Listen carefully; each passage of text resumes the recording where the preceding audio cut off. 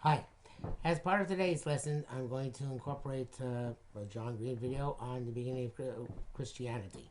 And although in many Orthodox Jewish circles we are accustomed to call the founder of Christianity Yoshka, because there's a Gemara which says that one is supposed to denigrate Avodah Zarah. Others have the minhag to call him also a Ish, so as not to mention his name, just that man.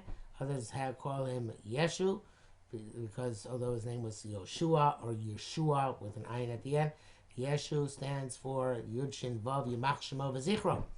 But for purposes of not distracting from the ideas we're discussing, in the course of this conversation, I'm going to call him by the name which is given to him in the world at large, which is Jesus.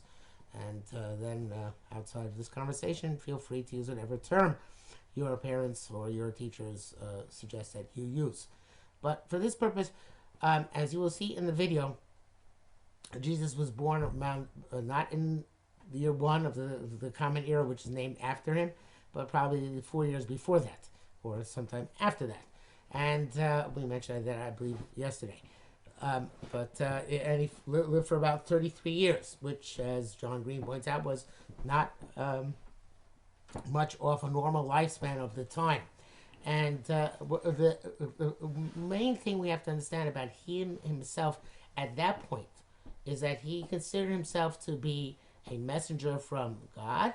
He was considered by others to be the Mashiach. Whether he himself considered himself the Mashiach is a good question. He probably did.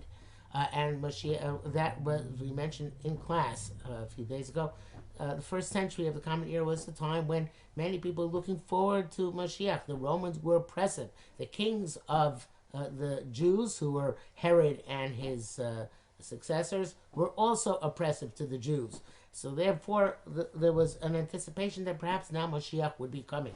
And somebody who came present himself as Mashiach had a good chance of having an impact. Jesus himself did not portray himself as being a god. He portrayed himself as being the son, not even the son of God, because son of God by us is not a big deal. We're all sons of God. But he did portray himself as being the gateway, the portal by which one gives access to HaKadosh Baruch Hu. In fact, he called himself Son of Man, which also is not new, because that's how HaKadosh Baruch Hu addresses Yechezkel Hanavi, Ben Adam, all the time. But he did say that there's no way to get to the Father except through him, to Avinu Shebashamayim, except through accepting him as the Messiah, as the Savior, as the Mashiach. And that obviously raised very, very strong objections with the rest of us believing Jews, because we do not have this concept in Judaism that we have to go through somebody else in order to connect to HaKadosh Baruch Hu. So therefore, that was problematic. Another problem is he went around performing miracles. As you will see in the video, miracles by us are not particularly impressive. We regard miracles as something which anybody can do any part of the time, and it's not a big deal. It doesn't prove very much. The Rambam says we don't believe in anything because of miracles, only because of revelation and prophecy. And the fact that maybe he walked on water or healed some sick people, whatever he did, even if it's true, it doesn't matter. Certainly if it's not true. So therefore, that's not that is the Chazal say that in one place that he was a sorcerer, he was able to perform magic. But that, again, as we said, since we know that magic can be performed by anybody at any time, so therefore the fact that somebody can perform magic doesn't prove anything. I want to go off on a tangent here for a minute and tell you that the Rambam holds there is no such thing as real magic. Most other Rishonim hold there is such, and certainly the Mekubalim hold, there is such a thing, koichas al-tuma, powers of tuma, which do generate real magic. But we don't believe that there's real magic. So what I'm sorry, the Rambam does believe there's real magic. So the Rambam believes everything which happens, which a person sees as being magic, is really just an optical illusion. I have to tell you, I was recently listening to a book about a person who traveled in Mongolia, not a Jewish person, Mongolia in the early 1920s, and he saw one of the lamas, one of the the priests of the Buddhist faith take a knife and stab, this is what he claims, and stab a peasant and then rip open his stomach and remove his guts. Sorry, that's a bit graphic. And then afterwards, he realized, no, it's just an illusion. Nothing actually happened. The peasant was just sleeping peacefully on the floor there. So this power of creating illusions is something which is similar to hypnotism. It takes place in the mind. I can see things which do not actually take place in reality. That's how the Rambam holds that magic works. There's such a thing as an instant form of hypnosis which is able to create tremendous illusions which then a person thinks are actually real. So that's why the Rambam says that there is no real magic. All magic is optical illusion, hypnosis, mesmerizing a person, and that's what, according to the Rambam, that's the Torah Asur. According to the other Rishonim and Mekubalim, the Torah Asur real magic, not optical illusions. But according to the Rambam, there is no real magic, so optical illusions are what the Torah forbade. So I'd like you to please write that down for me, which is that magic, according to the Rambam, doesn't exist. Everything is optical illusion. According to the Mekubalim and other Rishonim, magic does exist. Again, continuing on in this digression, there's the famous story of the Shaul going to the witch in Ein Dor right before his final battle, raising up Shmuel with Ov, which is one of the forms of magic mentioned in Torah, and asking him what's going to happen tomorrow. And this is, again, those who follow the Rambam, including the Radak and Rabag there in the Psukim, hold that this is all hallucination. It was all hypnosis, mesmerization. It didn't actually take place except in Shaul's head. The Kubalim and Mefarshim who hold that there is no magic hold that, in fact, Shmuel was brought up by the Balas Ov in the magical way to actually speak to Shaul. Okay, so this is a big difference. This is one of the cases in which we have this difference of opinion coming to the fore. I should mention another difference, which is that, and I would like to write this down too. So far we have what magic is, and I think you should write down also the issue about the witch in Ein Dor. But and the other thing is astrology, whether one can tell by looking at the stars a person's future, what horoscopes and so on and so forth. According to other Kubalim and other Rishonim, they are real. According to the Rambam, they are absolutely fake. There is no such thing. People who believe in them are believing in idle superstitions. As you will see in the video recording, there is a famous nevuah in Yeshayahu about the suffering servant, which is taken by Christians to refer to Jesus. By us, we don't believe it refers to Jesus, of course. Because Jesus cannot be considered to be a Mashiach because he didn't fulfill the three things Mashiach is supposed to do. What are the three things Mashiach is supposed to do? Please write them down. And know that any one of you wants to become Mashiach, all you have to do is accomplish these three things, which are, one, to to fight the wars of Israel, in other words, fight our enemies, vanquish the Palestinians or whoever else is opposed to us. Number two is that you have to rebuild the base, ingather the exiles, bring back the people who are in Golus, who want to be brought back there in Yisrael, perhaps even force them to come back, but certainly bring them back. And number three is rebuild the base of Mikdash. Once, if you says the Rambam, if you did these things, you're definitely Mashiach. If you didn't do them, oh well, you tried, you failed. Doesn't mean you're a bad guy, but you're not Mashiach. So of course Jesus did not do any of these three things, and therefore Jesus cannot be Mashiach, regardless. But the Pasukim in Yeshaya, which talk about the suffering servant, which John Green talks about, are, according to us, they're not talking about necessarily even Mashiach, they're talking about Am Yisrael. And Am Yisrael, there's a metaphor there about Am Yisrael suffering among the nations of the world, even though we are atoning and uplifting nations of the world, as Rabbi Yochanan says, the end of Masechah Sukkah, that with the 70 Purim, which he brought as Karbanos on Sukkot, were corresponding to the 70 nations of the world, and had the nations of the world know what they were losing, they would never have destroyed the Beis HaMikdash.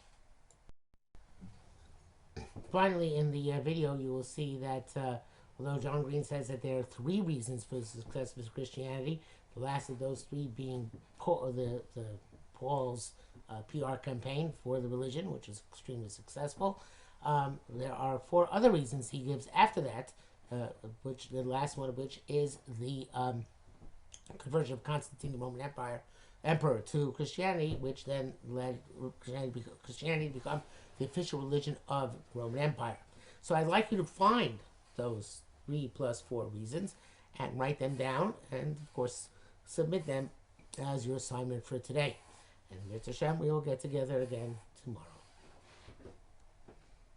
To Jesus, this God demands moral righteousness and social justice. So this is the God of the Hebrews, Yahweh, and despite many ups and downs, the Jewish people have stuck with him for, according to the Hebrew calendar at least, over 5,700 years. And he has stuck by them too, despite the Jews being on occasion something of a disappointment to him, which leads to various miseries, and also to a tradition of prophets who speak for God and warn the people to get back on the right path lest there be more miseries. Which brings us back to our friends, the Romans. By the time Jesus was born, the land of the Israelites had been absorbed into the Roman Empire as the province of Judea. At the time of Jesus' birth, Judea was under the control of Herod the Great, best known for building the massive temple in Jerusalem that the Romans would later destroy. And by the time Jesus died, an expanded Judea was under the rule of Herod Antipater, also unhelpfully known as Herod. Both Herods ultimately took their orders from the Romans, and they both show up on the list of rulers who were oppressive to the Jews, partly because there's never that much religious freedom in an empire, unless you are, wait for it, the Mongols. Or the Persians. Also, they were Hellenizers, bringing in Greek theater and architecture and rationalism. And in response to those Hellenistic influences, there were a lot of preachers trying to get the Jews to return to the traditions and the godly ways of the past, including the Sadducees and the Pharisees and the Essenes and the Zealots. And one of those preachers, who didn't fit comfortably into any of those 4 groups, was Jesus of Nazareth. Jesus was a preacher who spread his message of peace, love, and above all, justice across Judea during his actually average-length life for his time. He was remarkably charismatic, attracting a small but incredibly loyal group of followers, and he was said to perform miracles, although it's worth noting that miracles weren't terribly uncommon at the time. Jesus' message was particularly resonant to the poor and downtrodden, and pretty radical in its anti-authoritarian stance. He said it was easier for a camel to get through the eye of a needle than for a rich man to get to heaven. He said the meek were blessed, that the last would be first and the first would be last. All of which was kind of threatening to the powers that be, who accordingly had him arrested, tried, and then executed in the normal manner of killing rebels at that time: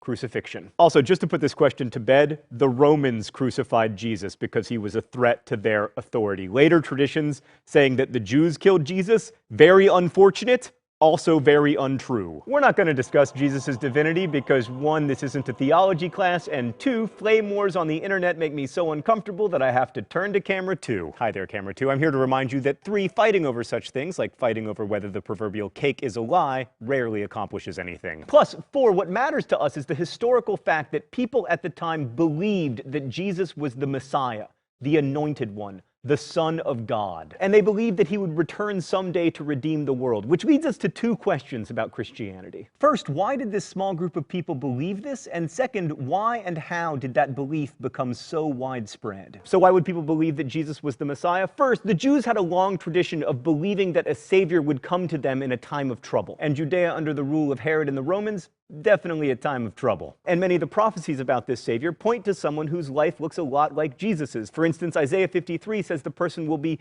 misunderstood and mistreated, just like Jesus was. He was despised and rejected by men, a man of sorrows and acquainted with grief, and as one from whom men hide their face, he was despised, and we didn't respect him. And a lot of the prophecies, like Daniel 7:14, for instance, explain that when the Messiah comes, there will be this awesome new everlasting kingdom. And that had to sound pretty good to people who'd had their autonomy taken away from them. So some religious Jews saw Jesus in those prophecies and came to believe, either during his life or shortly thereafter, that he was the Messiah. Most of them thought the new everlasting kingdom was right around the corner, which is probably why no one bothered to write down much about the life of Jesus for several decades, by which time it was clear that we might have to wait a bit for this brilliant new everlasting kingdom. I should note, by the way, that the idea of a Messiah was not unique to the Jews at the time. Even the Romans got in on the action. For instance, the Roman poet Virgil wrote of a boy who shall free the earth from never-ceasing fear. He shall receive the life of gods and see heroes with gods commingling. Sound familiar? But Virgil was writing about Emperor Augustus in that poem, not Jesus, which points again to the similarities between the two. Both called sons of God, both sent to free the earth from never-ceasing fear, but one ruled the largest empire in the world, and the other believed that empire and the world needed to change dramatically. So why did the less wealthy and famous son of God become by far the more influential? Well, here are three possible historical reasons. Reason one, the Romans continued to make things bad for the Jews. In fact, things got much worse for the Jews, especially after they launched a revolt between 66 and 73 CE,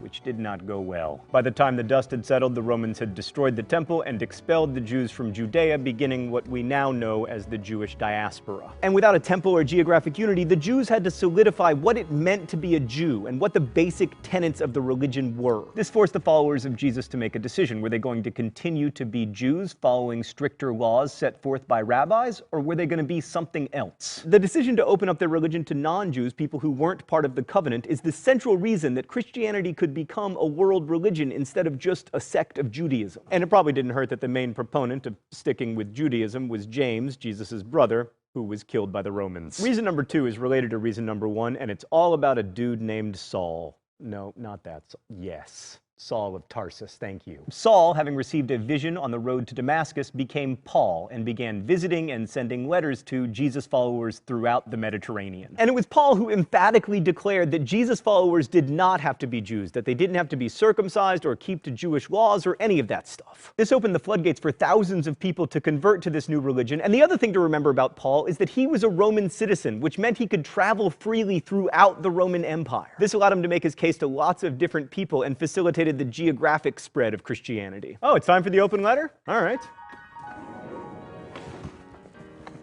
An open letter to the fish. But first, let's see what's in the secret compartment today. Oh, Stan, it's my favorite album, Jesus Christ Superstar, finally available in my favorite format, the cassette. Did I color coordinate my shirt to Jesus Christ Superstar? Yes. Dear Ichthus, so check this out. In the first century, when it was still super underground and hipster to be a Christian, you were a secret symbol of Christianity, used to kind of hide from the Romans. Ichthus, the Greek word for fish, was an acronym, and it was a super clever way to talk about religion without anyone knowing that you were talking about it. But you'll never guess what happened. Even in places where it's completely fine to talk about Christianity now and to use, regular Christian symbols like the cross, you have had a huge resurgence thanks to the plastic automobile decal industry. I mean, seriously, Ichthus, I haven't seen a comeback like this since Jesus. Best wishes, John Green. And lastly, Christianity was born and flourished in an empire with a common language that allowed for its spread. And crucially, it was also an empire in decline. Like, even by the end of the 1st century CE, Rome was on its way down. And for the average person, and even for some elites, things weren't as good as they had been. In fact, they were getting worse so fast that you might have thought the end of the world was coming. And Roman religion offered no promise of an afterlife and a bunch of squabbling, whiny gods. Sorry if I offended adherents to Roman religion, but seriously, they squabble. So even though early Christians were persecuted by the Roman Empire and sometimes fed to the lions and other animals, the religion continued to grow, albeit slowly. But then as the Roman decline continued, Emperor Constantine allowed the worship of Jesus and then eventually converted to Christianity himself. And then the religion really took off. I mean, Rome wasn't what it used to be, but everybody still wanted to be like the emperor. And soon enough, there was a new Son of God on coins. Thanks for watching. See you next week.